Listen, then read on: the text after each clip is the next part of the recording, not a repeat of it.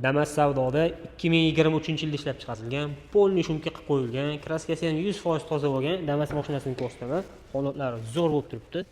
Salonlari ham zo'r bo'lib turibdi. Mashinaga ancha qarab mehr berib haydashgan ekan. Patologlargacha qo'ytirib opchka qilib qo'yilgan. Uning tagiga yaxshi jo'yn polikli solib qo'yilgan.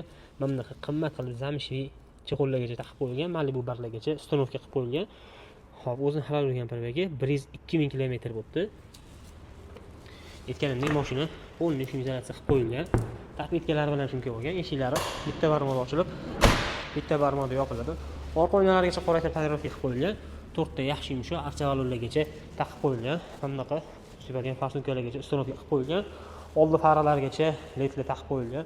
Mashinaning hech qayerda hech qanaqa aybi, nuqsoni, kamchiliklari yo'q. Xudo xolasa olasizlar, maza qilib haydaysizlar. Beharajat mashina. Xo'p. Mashina pashti benzinda yurgan, yaqindan metangan ustonovka qilingan. Kraskasini, probegini ko'rib, ko'rsatib, tekshirib olasizlar. Olib maza qilib haydashinglar uchun $5850 bo'lsa beraveramiz.